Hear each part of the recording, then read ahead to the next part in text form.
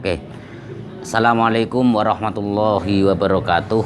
Waalaikumsalam warahmatullahi wabarakatuh. Anak-anak kelas 7 MTS Ulumiyah, hari ini kita melanjutkan pembelajaran PKN.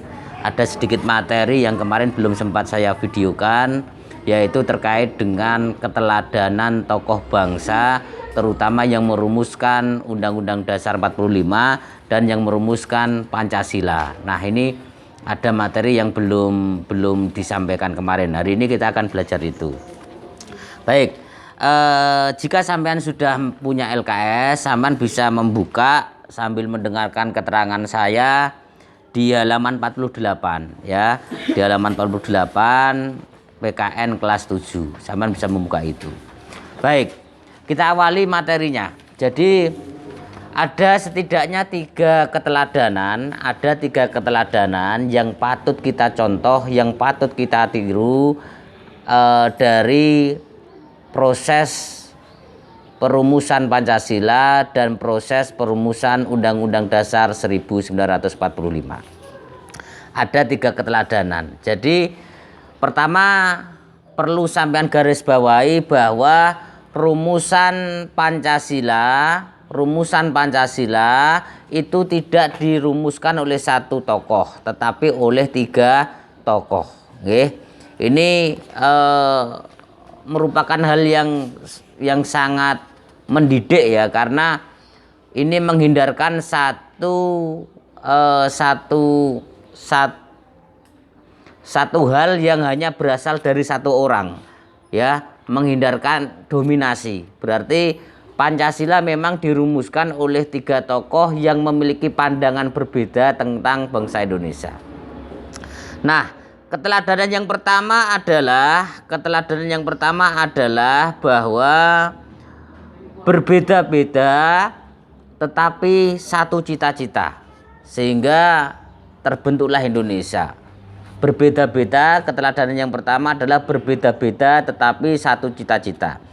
Jadi rumusan Pancasila usulannya Insinyur Soekarno, usulannya Mr. Supomo, kemudian usulannya Muhammad Yamin, itu adalah usulan yang berbeda, tetapi cita-citanya sama, yaitu ingin membuat bangsa Indonesia sebagai bangsa yang merdeka dan sejahtera secara ekonomi. Salah satunya itu. Sehingga kalau Anda nanti membuka materi sebelumnya bahwa anggota BPUPKI yang lebih dari belasan orang itu berasal dari wilayah yang berbeda. Ada yang Pulau Jawa, ada yang di Kalimantan, kemudian Sulawesi, ada Maluku. Ini menjadikan indikasi bahwa tokoh-tokoh kita memiliki latar belakang berbeda tetapi cita-citanya sama, yaitu ingin membuat bangsa Indonesia menjadi bangsa yang lebih baik setelah atau di awal kemerdekaan. Begitu nggih, itu teladan yang pertama. Kemudian yang teladan kedua adalah bersatu dalam perbedaan. Sampean harus paham bahwa negara Indonesia ini terbentuk bukan hanya oleh suku Jawa, bukan hanya oleh suku Sunda, bukan hanya oleh suku Dayak, bukan hanya oleh suku Madura, bukan hanya oleh suku Melayu. Jadi Indonesia adalah negara yang terdiri dari ragam suku mulai Sabang sampai Merauke. Ya, ini bangsa Indonesia. Jadi tidak didominasi oleh satu dua suku tertentu, tetapi semua suku yang ada di Indonesia ini adalah kerangka negara Indonesia. Sama dengan apa yang disampaikan oleh semboyan negara kita, yaitu Bhinneka Tunggal Ika, berbeda-beda tetapi satu jua. Begitu nggih. Meskipun kita orang Jawa, tetapi saudara kita adalah orang Sunda, saudara kita adalah orang Melayu, saudara kita adalah orang Dayak, saudara kita adalah orang Papua. Ini adalah satu wujud asli atau wujud real Indonesia yang terdiri dari berbagai suku bangsa, tetapi meskipun berbeda tetap satu jua di bawah kerangka Negara Kesatuan Republik Indonesia. Itu ya. Jadi itu Tidak boleh ada yang mencondong sukuku paling bagus, condong daerahku paling bagus, condong kebudayaanku paling bagus. Tidak boleh seperti itu. Suku, kemudian daerah, kemudian kebudayaan sama dalam satu wadah, yaitu wadah negara Indonesia.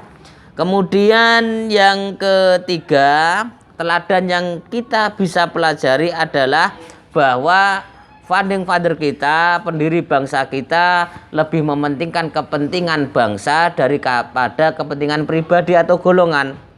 Nah, itu sudah terbukti saat perumusan atau memperbaiki Pancasila, sila-sila yang diperbaiki. Ini tidak mementingkan kepentingan golongan, termasuk perubahan atas sila pertama yang sebelumnya cenderung ke agama tertentu, akhirnya dibuat sesuai dengan kondisi Indonesia, yaitu ketuhanan yang Maha Esa. Ini sebagai bukti bahwa founding father kita, pendiri bangsa kita, tidak mementingkan kepentingan pribadi atau golongan, tetapi sebaliknya mementingkan kepentingan bangsa. Ini yang harus sampean tiru. Jadi kita sebagai penerus bangsa yang mengisi kemerdekaan harus meneladani itu. Jangan sampai kita mementingkan kepentingan pribadi, kepentingan golongan di atas kepentingan bangsa. Itu tidak baik. Artinya tidak selaras dengan nilai-nilai kemerdekaan yang sudah diperjuangkan oleh para pendiri bangsa kita. Saya kira itu untuk siswa Bajak. Anda boleh belajar. Kemudian untuk siswa Bajak, Anda mempelajari, setelah Anda belajar itu, Anda mempelajari halaman 49 sampai halaman 51, mengerjakan nomor 1 sampai 25, kemudian Romawi B nomor 1 sampai 10. Dikumpulkan ke saya paling lambat besok siang lewat pesan pribadi. Saya kira begitu. Terima kasih. Akhirul kalam. Wassalamualaikum warahmatullahi wabarakatuh.